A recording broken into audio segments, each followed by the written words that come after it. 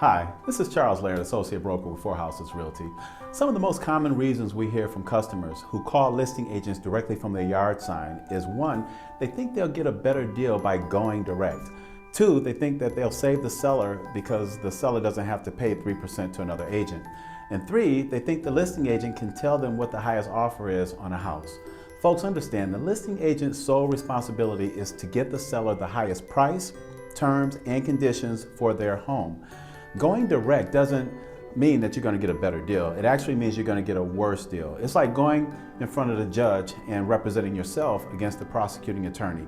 You think you got off with a $2,000 fine and no points, but what you didn't know is that you could have gotten off for free.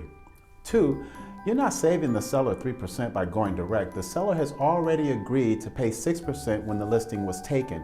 Also, you still have 2 sides of the transaction. An agent's not going to do twice the work, one for the seller's agent, another for the buyer's agent, and only get paid half the price. Like, what if you went to work tomorrow and your boss told you, effective today, your salary has been cut by 50%? You probably start looking for another job. And 3, we cannot disclose what price the seller will accept. Agents can be cited for a code of ethics violation and fined and ultimately lose their license. Telling customers what the seller will accept hinders the ability of the seller to make the most off of their house, thereby harming the seller. What if I know the seller will accept $175,000 on their house, and I tell the customer, someone who doesn't have an agent, and I can double dip and make 6% on that deal, I might think. However, if the seller's getting offers at $180 and $185 and I take $175, I just cost the seller $10,000 and the seller doesn't even know it.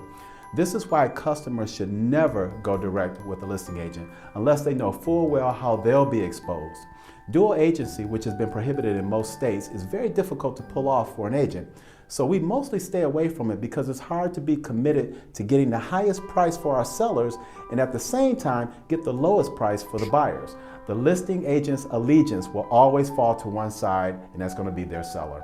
In short, always use a buyer's agent to represent you in your real estate transaction. If you see a house with a yard sign and a phone number, just call your agent and give them the phone number or give them the address. That's it.